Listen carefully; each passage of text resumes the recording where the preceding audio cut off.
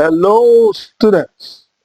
You are welcome to our class on the input command. You can see we have set up some information for you. Now, what is the input command? The input command is a Python command that allows your code to become user serviceable. And it lays the foundation for the first steps in building user serviceable apps. What it means is when you write your normal code, like what we have here, something like this, print blah, blah, blah, blah, blah, A equals 6, B equals C, and you print this, the code will run very easily as we have seen in our text editor. You can see 13 is the answer when you run the code. But the point is, this code is fixed. There's no way you can change the 6 or 7 when the code is running. This is where the input command changes the game. For the input command, you can easily ask the user to fill in the information for those things. So the user is the one that gives you your first number, gives you your second number, you add them together and you get this. But there's one problem. The problem with the input command is that the input command only delivers strings. So no matter how you write your number, if you put a number into the input and submit, it will always give you a string.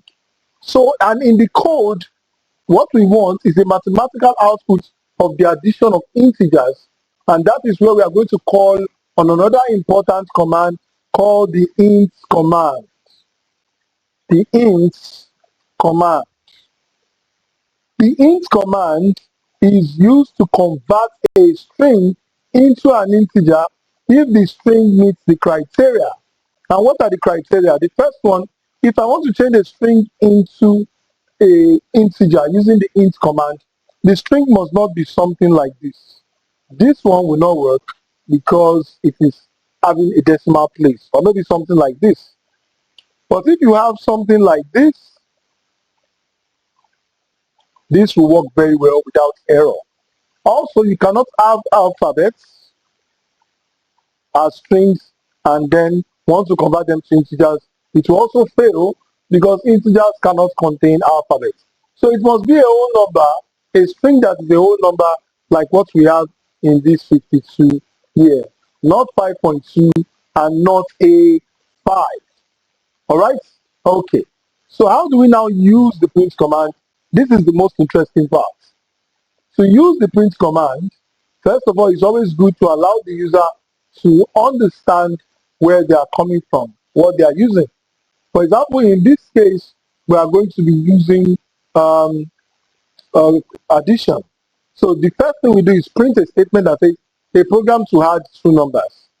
Now, I'm going to do this very, very explicitly so that you understand how we are applying the input command and the int command to maintain our integer structure.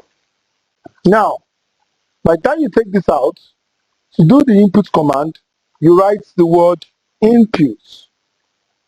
And after that, you open a bracket and close bracket, and you put quotations, because you are going to put something that the input is going to use to ask for the number. And here we are going to say, okay, input the first number for addition. You can see I left a space at the end so that the number when you input it will not collide with this n. So this gives us the first input. For the second input, we can easily copy this, and we have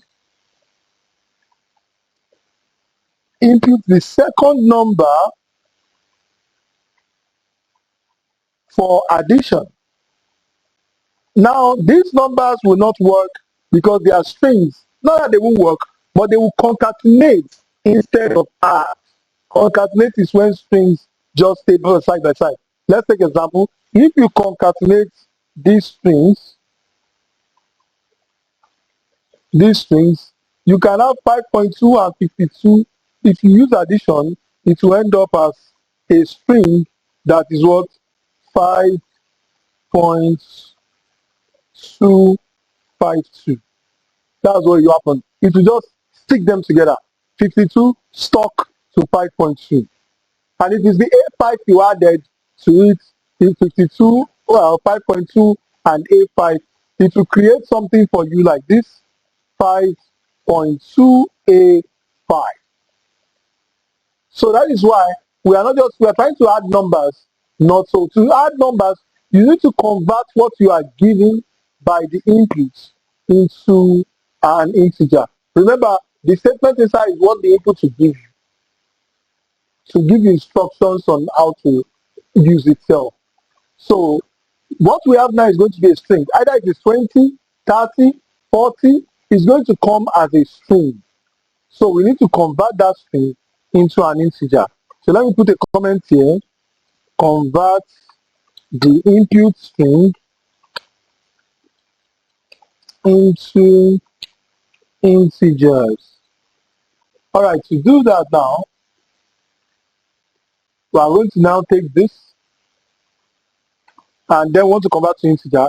So a will be equal to int a. This way we are replacing the variable a with the old variable a, but this time as an integer. We do the same thing for b. We have b equals to int b. Now you don't have to use the same alphabet all through. I can always make this f and g, and then in my addition I will add f to g. Let's even use it like that. So that's where you can tell that whatever came into the input has been converted into an integer and stored in f. The second number that you gave the input is converted into an integer and stored in g. So at the end of the day, c equals to f plus g, and then you can print c. So I'm going to copy this program.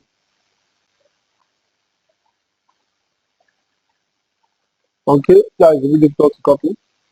Let me do this way.